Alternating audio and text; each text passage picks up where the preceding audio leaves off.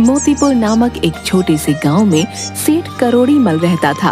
वो था तो बहुत अमीर, लेकिन उतना ही कंजूस भी था। पूरे गांव वाले उसके इस कंजूस पने से बहुत परेशान थे। एक दिन सेठ बाजार में एक आलू की दुकान पर जाता है। अरे ओ भाई, आलू कैसे दिए? 10 रुपए किलो सेठ जी। अरे ओ भाई, आलू बेच रहे हो या सोना? इतने महंगे आलू भैया, इतने महंगे? सेठ जी, पूरे रामपुर गांव में इसी दाम के आलू बिक रहे हैं। सब यही खरीद रहे हैं और आपको महंगे लग रहे हैं। आपको लेना हो तो लो, वरना रहने दो। अरे नहीं भाई, इतने महंगे आलू का भला मैं क्या करूंगा? नहीं चाहिए भाई, ये आलू तुम्हारे, रखो अपने पास। वहीं कुछ दूरी पर चलते ही सेठ करोड़ी मल को एक कपड़ों की दुकान दिखती है। अरे सेठ जी, आइए आइए, कल ही बहुत सुंदर सुंदर साड़ियाँ लेकर आया हूँ। ये देखिए सेठ जी, आप भी ले जाइए, भाभी जी के लिए खुश हो जाएंगी वो। हाँ हाँ हाँ, क्यों नहीं, चलो आज ले ही जाता हूँ। मंजूरी के लिए साड़ी, कब से वो बोल रही है मुझे एक नई साड़ी के लिए। ये बताओ भैया, कितने की दोगे इसे? अरे ज्यादा महंगी नहीं है सेठ जी, बस 500 रुपए की है। क्या कहा? 500 रुपए? अरे भाई, इतनी महंगी, वो भी ये मामूली सी साड़ी? नहीं नहीं भाई, रहने दो। मंजूरी भला इतनी महंगी साड़ी का क्या करेगी? और सेठ वहाँ से आगे चला जाता है। अरे पता नहीं कब इस कंजूस सेठ को थोड़ी सद्बुद्धि आएगी। जब देखो तब कंजूसी है। सेठ अपने घर जाता है। अरे आ गए आप, आपको आलू लाने के लिए कहा था। ये क्या, आप तो खाली हाथ ही आए हैं। अब मैं क्या बनाऊंगी? अरे भाग्यवान, बहुत महंगे थे आलू, इसलिए नहीं लाया। तुम कुछ और सब्जी बना लो। हे भगवान, ये किस आदमी से पाला पड़ गया है? हर वक्त तुम्हारी कंजूसी से मैं तंग आ गई हूँ। मुझे नहीं पता, मेरा कई दिनों से आलू खाने का मन है। कल मुझे आलू चाहिए बस, वरना मैं कल खाना नहीं बनाऊंगी, बता देती हूँ आपको। अगली सुबह एक नौकर सेठ के पास आता है। सेठ जी, आपने कई महीनों से मेरी पगार नहीं दी है। अरे पिछले महीने ही तो दी थी तुझे तेरी पगार। सेठ जी, वो पिछले महीने की बात नहीं है, कई महीने बीत चुके हैं उस पगार को तो। अरे क्यों करते हैं आप ऐसा? दे दीजिए ना इस बेचारे को पगार, आखिर इसे भी तो अपने बीवी बच्चे पालने होते हैं। आप भी क्यों बहस करते हैं जी? अरे हाँ हाँ ठीक है, तुम चुप रहो, मैं कहीं भागा थोड़ी ही जा रहा हूँ। दे दूंगा इसकी पगार, कल आके लेके जाना, ठीक है? सेठ की ऐसी बातें सुनकर नौकर बड़े उदास मन से ठीक है सेठ जी, जैसी आपकी मर्जी बोलकर वहाँ से चला जाता है। अगली सुबह सेठ अपनी दुकान पर जा रहा होता है कि तभी गांव के दो लोग आपस में बात कर रहे होते हैं। अरे भैया, सुना है पास वाले गांव में बहुत सस्ते में आलू की बोरियां मिल रही है? हाँ भाई, सुना तो है, मैं तो कल ही जाऊंगा, आखिर ये मौका फिर मिले या ना मिले। अरे सस्ते में आलू की बोरियां? अरे वहाँ अब तो मैं जरूर जाऊंगा, पास वाले गांव में, और मंजूरी को सस्ते में खूब सारे आलू लाकर दे दूंगा। हाँ। थोड़ी ही देर में सेठ दूसरे गांव पहुंचता है और काफी सस्ते में एक आलू की बोरी ले लेता है।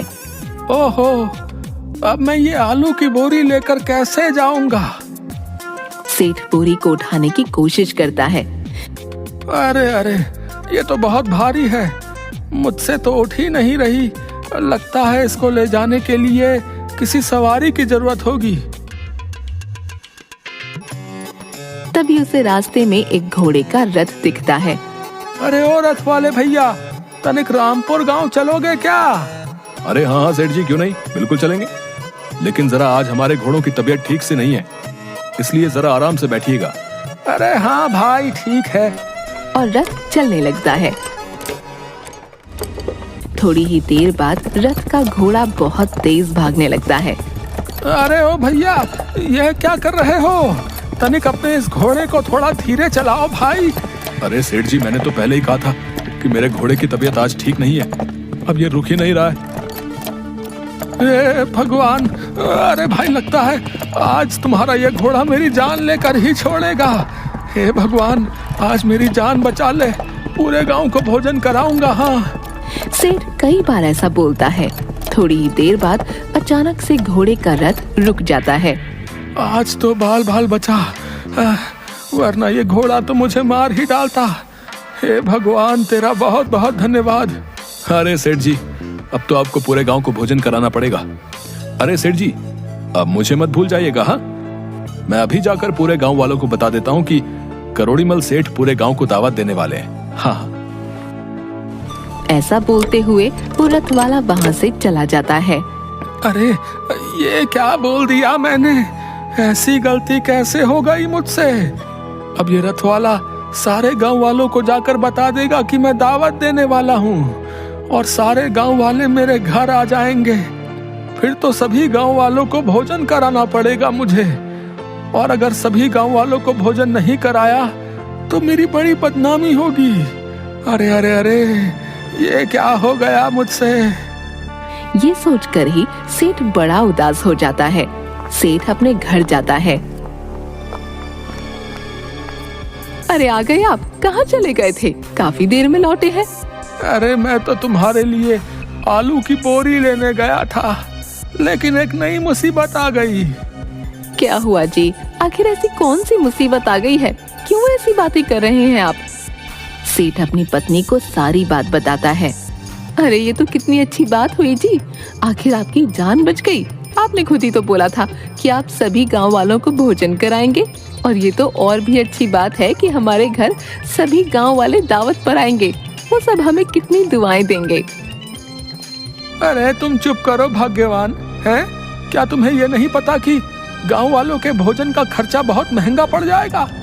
मेरे इतने सारे पैसे इस दावत में खत्म हो जाएंगे। लेकिन अब तो मुझे गांव वालों को दावत देनी ही पड़ेगी। अब मैं क्या करूंगा? सेठ काफी सोचता है, फिर उसे एक तरकीब सूझती है। सेठ एक हलवाई को अपने घर बुलाता है। सेठ जी, आपने बुलाया मुझे, बताइए क्या बनवाना है आपको? मुझे ऐसे लड्डू बनवाने हैं जो किसी से भी ना चबाए जाएं। तुम एक एक लड्डू काफी बड़ा और ठोस बनाना। अरे सेठ जी, ये क्या बोल रहे हैं आप? ऐसे लड्डू का भला क्या करेंगे जिसे कोई भी ना खा पाए? तुमसे जितना बोला है तुम सिर्फ उतना करो, समझे? कल सुबह सारे लड्डू घर पहुंचा देना।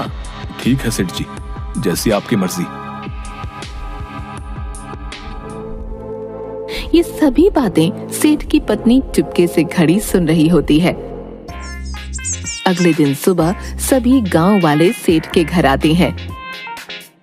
सभी एक साथ बैठे होते हैं। उनमें से एक गांव वाला, अरे भाई, आज तो मजा ही आने वाला है। कंजूस सेठ के घर कभी भोजन करने को मिलेगा, ये किसने सोचा था भैया? भाई वाह वाह वाह, मैं तो पेट भर कर खाऊंगा भैया। हाँ भाई, सही बोल रहे हो। आज लगता है सेठ जी ने बहुत मजेदार पकवान बनाए होंगे। हाँ, मेरे मुंह में तो ये सोचकर ही पानी आ रहा भैया। इसके बाद सभी गांव वाले हंसने लगते हैं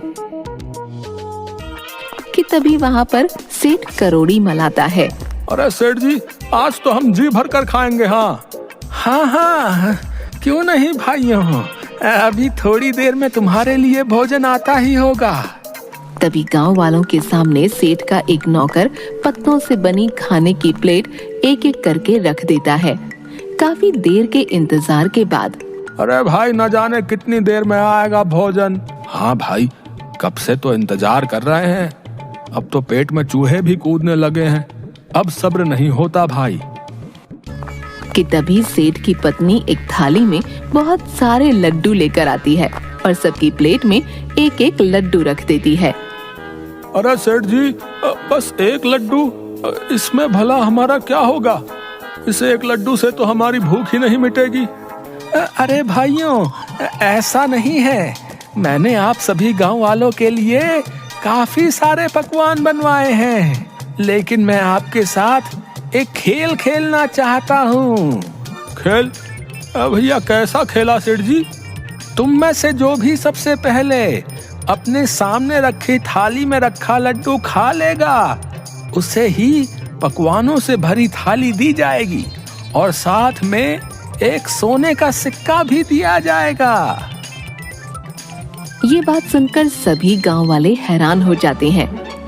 सभी गांव वाले अपने सामने रखे लड्डू को उठाते हैं और खाना शुरू करते हैं। थोड़ी ही देर में गांव वाले अपना अपना लड्डू खत्म कर देते हैं, जिसे देख सेठ हैरान हो जाता है। अरे ये कैसे हो गया? इन सब ने तो ये लड्डू खा ही लिए। हे भगवान, अब तो इनके लिए पकवानों से भरी थाली मंगवानी पड़ेगी। ये लो सेठ जी, खा लिया आपका लड्डू। आहा, अब जल्दी से पकवानों से भरी थाली मंगवा दीजिए। आहा, बहुत तेज भूख लगी है। हाँ हाँ ठीक है, मंगवाता हूँ अभी। कि तभी सभी गांव वालों को पकवानों से भरी एक थाली दी जाती है, जिसे गांव वाले बड़े चाव से खाने लगते हैं। थोड़ी देर बाद सभी गांव वाले भोजन करने के बाद, अरे वाह, आज तो सेठ जी आपने मन खुश कर दिया हमारा, बता रहे। सारा भोजन बहुत स्वादिष्ट था। चलिए अब हमारा एक एक सोने का सिक्का तो दे दीजिए। हाँ हाँ सेठ जी, अब सोने का सिक्का भी दीजिए। हाँ हाँ ठीक है, देता हूँ सोने का सिक्का। तभी सेठ अपनी पोटली में से एक एक सोने का सिक्का सभी गांव वालों को देता है, जिसके बाद सभी गांव वाले वहां से बहुत खुश होकर चले जाते हैं। हाय हाय, ये क्या हो गया? मेरे इतने सारे सोने के सिक्के भी चले गए। हाय हाय, लेकिन ये कैसे हो गया? मैंने तो उस हलवाई से ठोस लड्डू ही बनवाए थे। न जाने कैसे इन गांव वालों ने वो भी कटक लिए। जी चुप हो जाइए आप। जब आप उस हलवाई से ठोस और ना चबने वाले लड्डू बनाने की बात कर रहे थे तो मैंने सब सुन लिया था, जिसके बाद मैंने खुद सभी गांव वालों के लिए लड्डू बनाए और आपने जो लड्डू मंगवाए थे उन्हें अपने बनाए गए लड्डू से बदल दिया था। ये क्या करने जा रहे थे आप? घर आए मेहमानों के साथ कोई ऐसा करता है क्या? मेहमान तो भगवान का रूप होते हैं और आप उनके साथ ही ऐसा खराब बर्ताव करने जा रहे थे।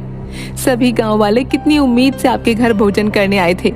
मैं आपकी पत्नी हूँ और ये मेरा कर्तव्य बनता है कि मैं आपको कोई भी गलती ना करने दूं। इसलिए मैंने वो लड्डू बदल दिए थे। अपनी पत्नी की ऐसी बातें सुन सेठ को अपनी गलती पर पछतावा होता है। तुम सही कह रही हो भाग्यवान, तुमने मेरी आंखें खोल दी। मैं अपनी कंजूसी के कारण घर भोजन करने आए मेहमानों के साथ कितना गलत करने जा रहा था, लेकिन तुमने अपनी सूझबूझ से ऐसा नहीं होने दिया।